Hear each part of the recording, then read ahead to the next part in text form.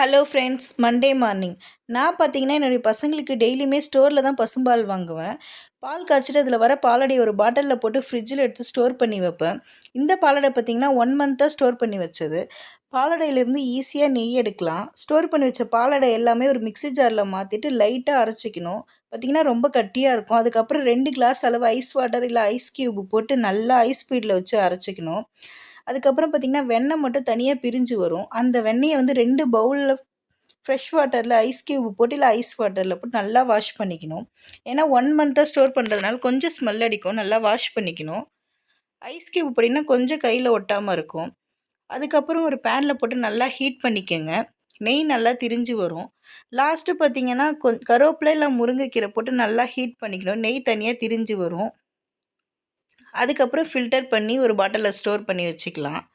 நெய் நல்லா வாசனையாக இருக்கும். வீட்டிலே நெய் பண்ணுறது கொஞ்சம் பசங்களுக்குமே ஹெல்த்தியும் கூட, யூஸ் பண்ணிக்கலாம் பசங்களுக்கு. நான் ஈவினிங் பார்த்திங்கன்னா மோர் குழம்பு தான் வச்சேன். மோர் குழம்புக்கு பார்த்திங்கன்னா 2 ஸ்பூன் துவரம்பருப்பு, 1 ஸ்பூன் கடலைப்பருப்பு, 1 ஸ்பூன் பச்சரிசி 3மே ஊற வச்சுக்கணும்.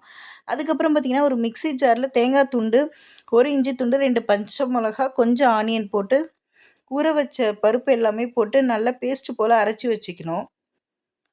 அதுக்கப்புறம் பார்த்திங்கன்னா ஒரு பேனில் ஆயில் விட்டு கடுகு போட்டு கடுகு பொரிஞ்சதுக்கப்புறம் 2 காஞ்ச மிளகா போடணும். அந்த கேப்பில் பார்த்திங்கன்னா மோர் நல்லா கடைஞ்சி வச்சுக்கணும். காஞ்ச மிளகா நல்லா வதங்கிறதுக்கப்புறம் அரிஞ்சு வச்ச ஆனியன், தக்காளி 2மே போட்டு நல்லா வதக்கிக்கணும். இது வதங்கினதுக்கப்புறம் பார்த்திங்கன்னா நம்ம அரைச்சி வச்ச பேஸ்ட்டை வந்து அதில் மிக்ஸ் பண்ணி நல்லா வதக்கணும். கொஞ்சம் மஞ்சத்தூள் சேர்த்துக்கணும். இது கூட நம்ம காய் கூட சேர்த்துக்கலாம். நான் எதுவும் சேர்க்கல, ப்ளைனாக தான் வச்சுருக்கேன்.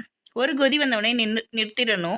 இதுக்கு சைட் டிஷ் என்னென்னு பார்த்தீங்கன்னா முருங்கைக்காய் பொரியல் தான் வச்சுருந்தேன். வீடியோ பிடிச்சிருந்தா லைக்